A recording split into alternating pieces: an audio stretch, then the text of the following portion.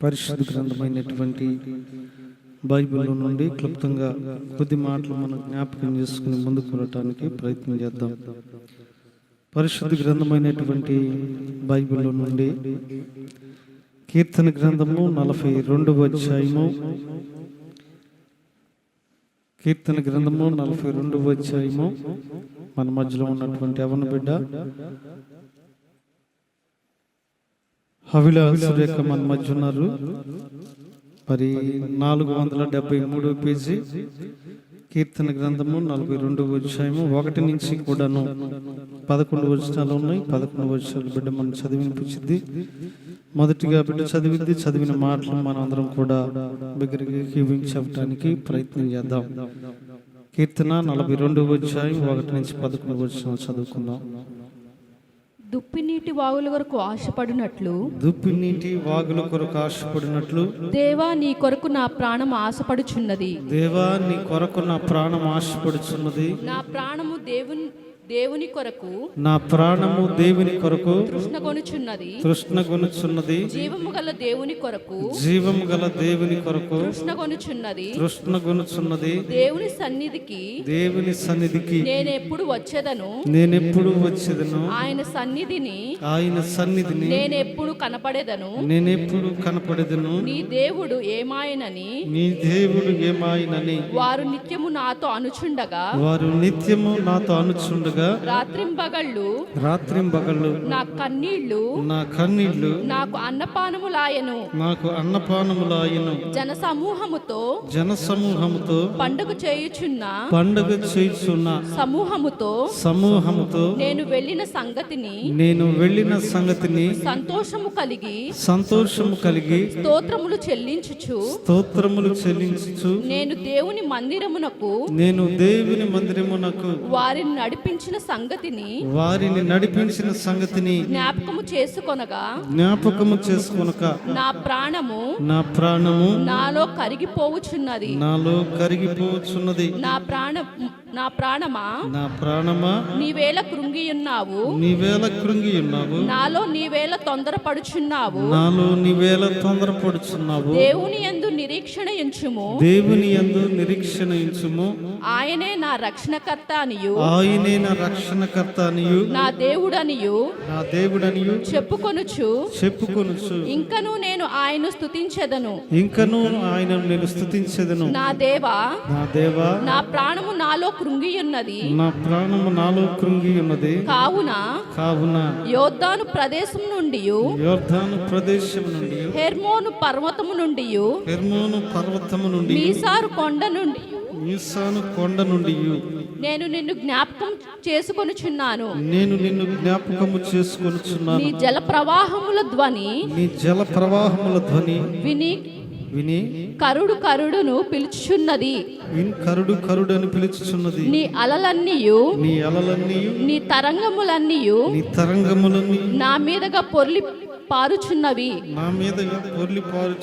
అయినను పగటి వేళ యెహోవా తన కృప కలుగనాజ్ఞాపించును.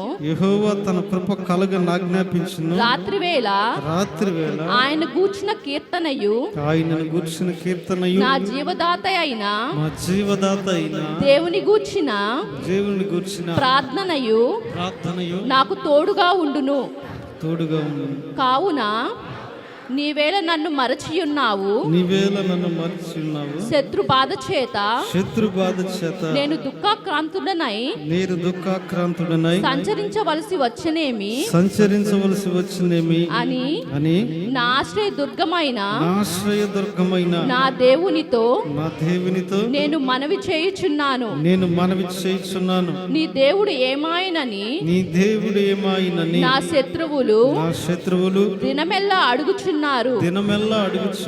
వారు తమ దూషణల చేత నా ఎముకలు విరుచుచున్నారు. నా ప్రాణమా నీవేళ కృంగియున్నావు.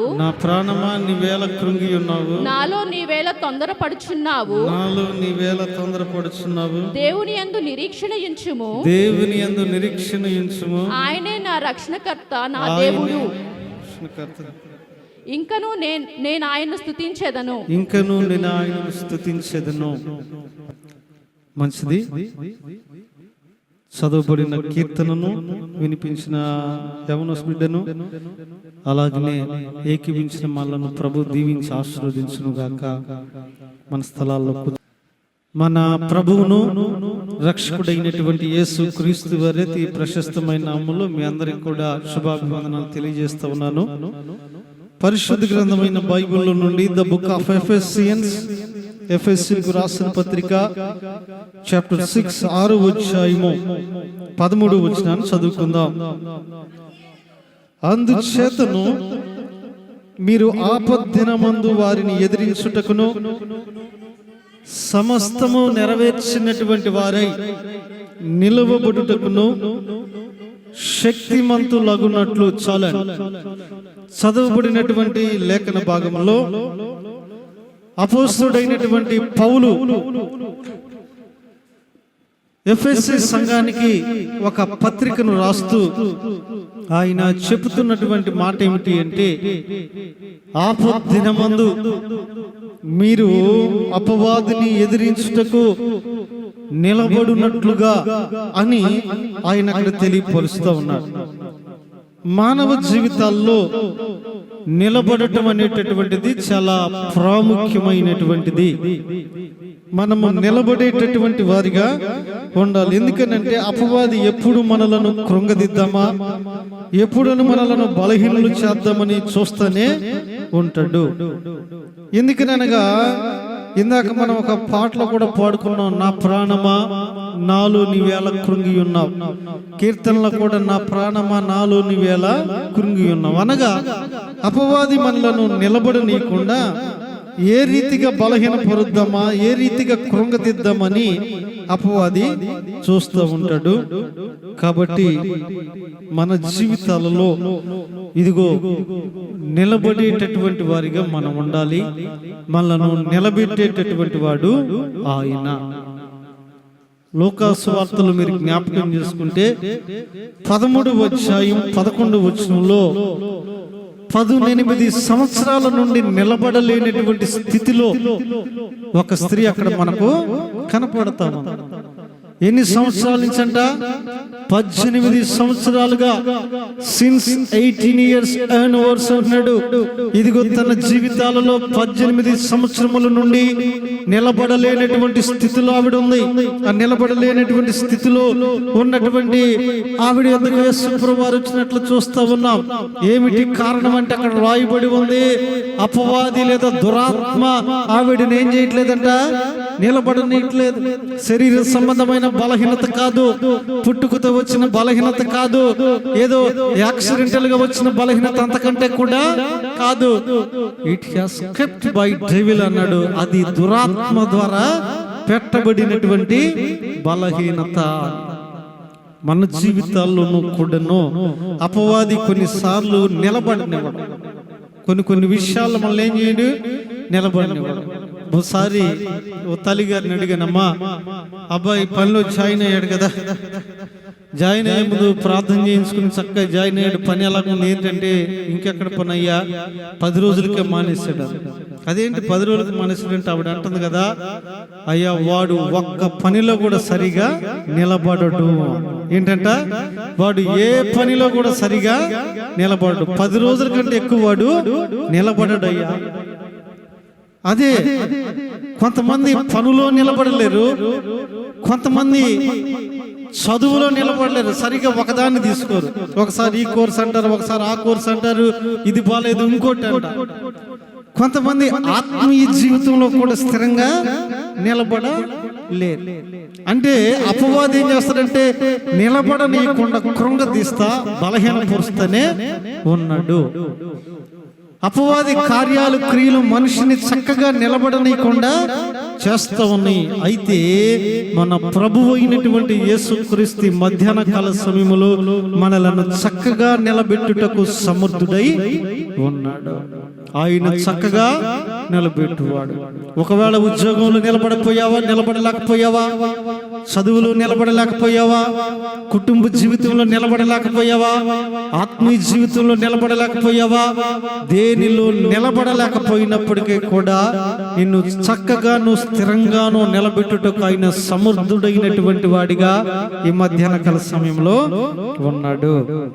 అయితే ప్రభువు మన జీవితాలను చక్కబెట్టువాడు లేదా నిలబెట్టువాడు కాబట్టి ఆయన ఎలాగ నిలబెడతాడు కొన్ని విషయాలు జ్ఞాపకం చేసుకుని, నిలబడినటువంటి వారు ఏమి చేయగలరో కూడా కొన్ని విషయాలు మనం జ్ఞాపకం చేసుకుని ముందుకు కొనసాగటానికి ప్రయత్నం చేద్దాం. మొట్టమొదటిగా ప్రభువు మనల్ని నిలబెట్టాలి అంటే ఏ రీతిగా నిలబెట్టడానికి ఆయన సిద్ధంగా ఉన్నాడు, ఎలాగ నిలబెడతాడు, హౌ టు హీ స్టాండర్స్, కొన్ని విషయాలు వి షుడ్ మెమోరైజ్, కొన్నిటిని మనం జ్ఞాపకం చేసుకుని ముందుకు కొనసాగటానికి ప్రయత్నం చేద్దాం. మరి అపవాది నిన్ను ఎంత కృంగదీసినా, ఎంత నిన్ను బెండి చేసినప్పటికీ కూడా ప్రభు నిలబెడతానని మాట ఇచ్చాడు. కాబట్టి ఆయన మొట్టమొదటిగా ఎలాగ నిలబెడతాడు అంటే ఆయన చక్కగా మనలను నిలబెడతాడు అంట. ఎలాగంట? చక్కగా అంటే స్ట్రైట్ గా ఆయన మనలను నిలబెడతాడు. చూడండి, పరిశుద్ధ గ్రంథంలో మాట ఉంది. The book of Luke, Lucas Suvarta, the Gospel of Luke, chapter 13 verses 13, 13. ఆమె మీద చేతులుంచగానే ఆమె చక్కగా నిలబడి, దేవునికి స్తోత్రం చెల్లిద్దాం. హల్లెలూయా, ఆమె హల్లెలూయా. ఆమె మీద చేతులుంచగానే దేవుని వాక్యంలో రాయబడినటువంటి మాట ఏమిటి అంటే, ఇదిగో ఆమె చక్కగా నిలబడి. ఎవరైతే కృంగిపోయినటువంటి వారిగా ఉన్నారు, ఎవరైతే నిలబడలేనటువంటి స్థితిలో ఉన్నటువంటి వారిగా ఉన్నారు, వారికి ప్రభు చెప్తున్నాడు కదా, మొట్టమొదటిగా నేను ఎలాగ నిలబెడతానంటే చక్కగా నిలబెడతాను. నిన్ను చక్కగా నిలబెట్టుటకు, కుదురుగా నిలబెట్టుటకు నేను సమర్థుడైనటువంటి వాడు. 18 సంవత్సరాల నుండి ఎంతో మంది దగ్గర ప్రయాసపడింది, ఎక్కడెక్కడికో తిరిగింది, ఎవరు ఆమెను నిలబెట్టలేకపోయారు. కారణం ఏమిటంటే నీకు ఏ రోగం కూడా లేదు. ఏదైనా రోగం ఉంటే దానికి మందు ఇవ్వచ్చమ్మా, కానీ నీలో ఏ బలహీనత లేదు, ఏ మందు ఇవ్వమంటావు? ఎవరు చేయలేకపోయారు. అయితే ఒకానొక రోజున యేసుక్రీస్తు వారు ఆమె దగ్గరికి వచ్చి ఆమె మీద చేతులు ఉంచగానే ఆవిడ ఏమైందంటే చక్కగా నిలబడి దేవుని మహిమపరిచినట్లుగా అక్కడ రాయబడి ఉంది. సాతాను బంధకముల చేత నిలబడలేనిటువంటి స్థితిలో ఉన్నావా? ఒకవేళ ఈ రోజు నీ కుటుంబంలో ఎవరైనా, అయ్యో నా బిడ్డలు ఇందులో నిలబడలేకపోతున్నారు, నా యజమాని ఇందులో నిలబడలేకపోతున్నారు, లేదా నేను ఇందులో నిలబడలేకపోతున్నాను, లేదా ఆత్మీయ జీవితంలో నిలబడలేకపోతున్నావని బలహీనమైనటువంటి మనసుతో ఉన్నవా? ప్రభు అన్నాడు, నేను చక్కగా నిన్ను నిలబెడతాను. ఒకటి, ఆయన మొదటిగా మనల్ని ఎలా నిలబెడతాడంటే చక్కగా నిలబెడతాడు. రెండవది ఇంకా ఎలా నిలబెడతాడు అంటే, రెండు బండ మీద ఆయన మనల్ని ఏం చేస్తాడంట? నిలబెడతాడు. ఆ మాట కూడా చూద్దాం. చూడండి, గాస్పెల్ ఆఫ్ మాథ్యూ, మత్తయి సువార్తను గాని జ్ఞాపకం చేసుకున్నట్లయితే 7వ అధ్యాయంలో కొన్ని విషయాలు మనకు కనపడతా ఉంటాయి. మత్తయి సువార్త 7వ అధ్యాయాన్ని మనం జ్ఞాపకం చేసుకుంటే అక్కడ కొన్ని విషయాలు ఏమని రాయబడి ఉందంటే, ఇదిగో మీరు తర్వాత చదువుకున్నట్లయితే 26 నుండి 27 వచనాలు, ఈ నా మాటలు విని వాడు చెప్పున చేయి ప్రతివాడు ఇసుక మీద తన ఇల్లు కట్టుకొని బుద్ధిహీనుని పోలియుండును అంటున్నాడు. ఈ నా మాటలు విని వాటి చెప్పును చేయనటువంటి ప్రతివాడు కూడాను ఇసుక మీద ఇల్లు కట్టువాడిని పోని ఉండిను. వానలు వచ్చును, ఇదిగో వరదలు వచ్చును, గాలి విసిరా ఇంటి మీద కొట్టినది కోలబడిను అన్నాడు. కానీ ఒక ఇల్లు నిలబెట్టబడి ఉంది. అది ఏ ఇల్లు అనగా బండ మీద నిలబెట్టబడిన ఇల్లు. అదే వానలు వచ్చినాయి, అదే వరదలు వచ్చినాయి, అదే గాలి విసిరి కొట్టింది, కానీ ఆ ఇంటిని మాత్రము కదల్చబడలేకపోయింది. కారణం ఏమిటంటే ఆ ఇల్లు ఎక్కడ నిలబెట్టబడి ఉందంటే అది బండ బండ మీద నిలబెట్టబడినటువంటి గృహము. రెండవదిగా ప్రభు ఎక్కడ మనలను ఎలా నిలబెడతాడు అంటే, ఒకటి చక్కగా నిలబెడతాడు, రెండవదిగా బండ మీద మనలను నిలబెడతాడు.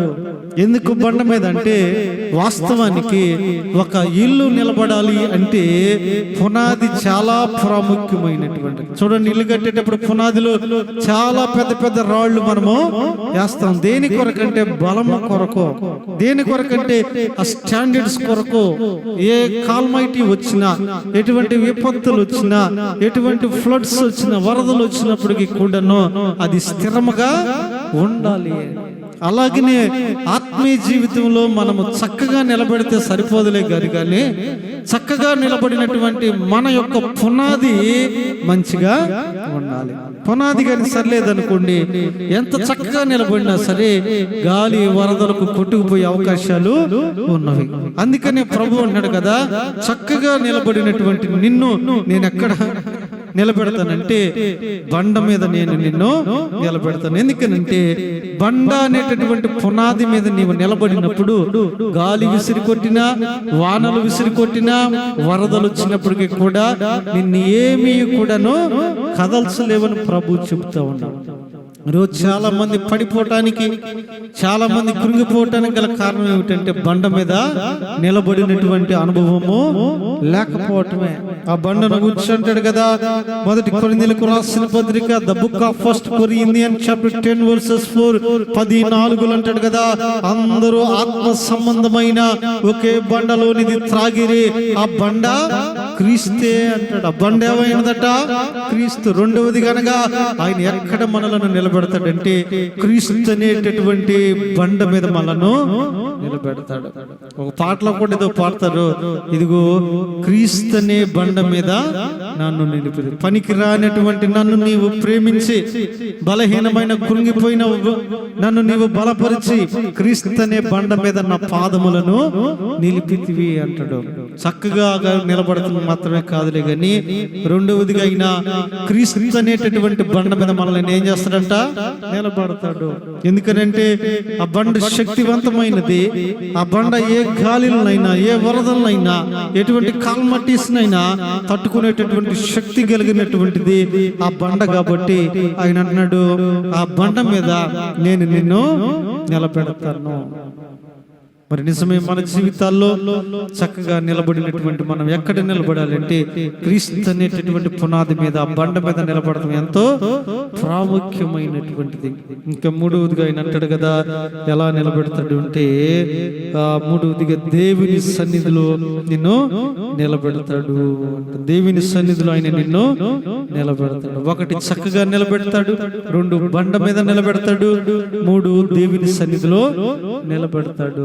లూకా సువార్త చదువుకున్నాం కదా, the book of Luke chapter 13 13వ అధ్యాయాన్ని మనకు జ్ఞాపకం చేసుకున్నట్లయితే, ఆ 13వ అధ్యాయం ఆ 10వ వచనంలో ఆమె ఎక్కడ ఉన్నది అంటే, 18 సంవత్సరాల నుండి ఆ బలహీనతతో నడుము వంగిపోయి చక్కగా లేవలేని స్థితిలో ఉన్న ఆమె ఎక్కడ ఉన్నదంటే, ఆవిడ దేవుని మందిరములో, దేవుని సన్నిధిలో ఉన్నట్లుగా వ్రాయబడి ఉంది. ఆమెను యేసు ప్రభువు వారు ఎక్కడ చూశారంటే, ఎక్కడో ప్రసంగం చేసే దగ్గర చూడలేదు, లేదా ఏదో రోడ్డు ప్రక్కన ఆవిడను చూడలేదు, లేదా ఎవరు ఆమె దగ్గరికి ఆయనను పిలుచుకుని వెళ్ళలేదు.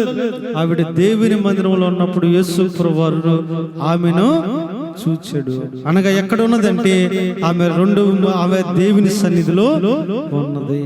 దేవుని సన్నిధిలో, ఆ దేవుని మందిర ప్రాంగణంలో ఆమె ఉన్నప్పుడు, ఇదిగా ఆమెను చూసమ్మా నీవు బాగుపడాలనుకున్నావు అన్నప్పుడు, ఆ సమస్య చెప్పినప్పుడు ఆమె మీద ఆయన ఏం చేశాడంటే చేతులు ఉంచాడు. చేతులు ఉంచగానే ఆమె స్వస్థపడి, ఆవిడ ఏం చేసిందంటే, అక్కడ వ్రాయబడిన మాట, దేవుని మహిమ పరిచింది. 13వ వచనం అంటది కదా, దేవుని ఆవిడ ఏం చేసిందట? మహిమ పరిచింది. ఎప్పుడు అనగా, ఇదిగో ఆవిడ స్వస్థ పరచబడినప్పుడు. అనగా మూడవదిగా ప్రభు ఎక్కడ మనలను నిలబెడతాడంటే దేవుని సన్నిధిలో మనలను నిలబెడతాడు. ఆయన సన్నిధిలో నిలబడితే ఎన్నో మేలులు, ఎన్నో లాభాలు ఉన్నాయో మనకు తెలుసు. అయ్యా, నీ సన్నిధిలో ఇదిగో నిత్యమైనటువంటి సంతోషము ఉన్నది. అందుకింద చదవబడినటువంటి కీర్తనలో, దుఃఖ ఉప్పు నీటి వాగుల కొరకు ఆశపడినట్లు నీ సన్నిధి కొరకు నా ప్రాణము ఆశపడుతుంది అన్నారు భక్తులు. కాబట్టి ప్రియమైనటువంటి దేవుని సంగమా, ఒకటి ఇదిగో ప్రభువు మనల్ని నిలబెట్టువాడు. ఎలాగైనా నిలబెడతాడంటే చక్కగా నిలబెడతాడు, క్రీస్తు అనే బండ మీద నిలబెడతాడు. మూడవదిగా దేవుని సన్నిధిలో నిలబెడతాడు. ఒకవేళ కృంగిపోయి ఉన్నావా, బలహీనమైపోయి ఉన్నావా, నిలబడలేని స్థితిలో ఉన్నావా, ఆత్మీయ జీవితంలో పడిపోయిన బాధపడుతున్నావా, ప్రభు అంటున్నటువంటి మాట, ఆపద్దినమందు అపవాదిని ఎదిరించుటకు నేను మిమ్మలను నిలబెడతాను. ఎలాగనంటే చక్కగాను బండ మీద, మూడవదిగా దేవుని సన్నిధిలో నేను నిన్ను నిలబెడతాను అన్నాడు. అయితే ఈ దేవుని సన్నిధిలో నిలబడినటువంటి వారు ఎలాగ ఉంటారు, వారి ఆత్మీయ జీవితాలు ఎలాగుంటాయో కూడా ఒక 3 విషయాలు క్లుప్తంగా జ్ఞాపకం చేసి ముగించేస్తాను. ప్రభు ఎలా నిలబెడతాడో తెలుసుకున్నాం. అలాగే ఆత్మీయ జీవితంలో చక్కగా నిలబడినటువంటి వారు వారి ఆత్మీయ స్థితి ఎలాగుంటుందంటే, మొదటిగా వారి ఆత్మీయ స్థితి దేవునిని మహిమపరుస్తారు. ఆవిడేం చేసింది? 13వ వచనంలో ఏముంది? ఆవిడ వెంటనే దేవుణ్ణి మహిమపరిచింది. అనగా ఆత్మీయ స్థితిలో ప్రభు చేత నిలబెట్టబడినటువంటి వారు దేవుణ్ణి మహిమపరిచేటటువంటి వారిగా ఉంటారు. ఆత్మీయ స్థితిలో దేవుని మహిమపరచినటువంటి వారు ఆ దేవుని మహిమపరిచేటటువంటి వారిగా ఉండలేరు. కానీ మన జీవితాల్లో కానీ ఇదిగో ఆ దేవుని మహిమపరుస్తాం, దేవుని యొక్క మహిమను కూడా మనం చూసేటటువంటి వారిగా ఉంటాం. చక్కగా నిలబడినటువంటి వారు దేవుని మహిమపరుస్తారు, ఆ మహిమను వారు కూడా చూస్తారు, వారి జీవితాల్లో అనుభవిస్తారు. నిర్గమకాండం the book of exodus chapter 33 33వ అధ్యాయాన్ని కానీ జ్ఞాపకం చేసుకున్నట్లయితే, ఇదిగో ఆ 33వ అధ్యాయంలో ఇదిగో 18వ వచనం మోషే అడుగుతాడు, అతడు దయచేసి నీ మహిమను నాకు చూపమనగా ఆయన అడుగుతున్నాడు కదా. అయ్యా దయచేసి నీ మహిమను నాకు చూపు ప్రభువా. ఇదిగో ఇదిగో ఒక్కసారి నీ మహిమను చూడాలని ఆశగా ఉన్నదయ్యా, ఒక్కసారి నీ మహిమను అనుభవించాలని ఆశగా ఉంది ప్రభువా, ఒక్కసారి నీ మహిమను చూపు ప్రభు అని మోషే అడుగుతా ఉన్నాడు ప్రభువుని. ఈరోజు దేవుని మహిమను మనం చూడాలి అంటే చక్కగా నిలబడినటువంటి వారిగా ఉండాలి. అక్కడ ప్రభు అంటాడు కదా 20వ వచనంలో, ఇదిగో ఆయన అంటాడు, ఏ మనుష్యుడు కూడా నా ముఖాన్ని చూడజాలరయ్యా. అయితే 21 అంటున్నాడు, నీవు ఆ బండ మీద నిలవవలెను. నువ్వు మహిమను చూడాలంటే, నన్ను మహిమపరచాలి అంటే నువ్వేం చేయాలో తెలుసా? అదిగో అయితే నీవు ఆ బండ మీద నిలబడు. ఏంటి ఆ బండ అంటే చెప్పుకున్నాం కదా, క్రీస్తు అనబడే బండ, సంఘం అనబడేటటువంటి బండ మీద ఎప్పుడైతే మనం నిలబడతామో అప్పుడు మాత్రమే దేవుని మహిమపరచగలం, అప్పుడు మాత్రమే దేవుని మహిమను చూడగలం. ఆ తర్వాత 22లో వచ్చేసరికి, నా మహిమ నిన్ను దాటి వెళ్ళుచుండగా ఆ బండ సందులో నిన్ను ఉంచి నిన్ను దాటి వెళ్ళు వరకు కూడా నా చేతితో నిన్ను కప్పెదను. అయ్యా ఇదిగో నా మహిమను చూడాలనుకుంటున్నావా, నన్ను మహిమపరచాలనుకుంటున్నావా? అయితే నీవు ముందుగా ఎక్కడ నిలబడాలట? బండ మీద నిలబడాలి, క్రీస్తు అనే పునాది మీద నిలబడాలి. ఎప్పుడైతే ఆ క్రీస్తు అనే బండ మీద, సంఘం మీద నిలబడతావో అప్పుడే నా మహిమను చూడగలవు, అప్పుడే నీవు నన్ను మహిమపరచగలవు. అలాగే జరిగింది అక్కడ. అయ్యా ఆయన బండ చాటుకు వెళతాడు, బండ మీద నిలబడినప్పుడు ఒక ఆయన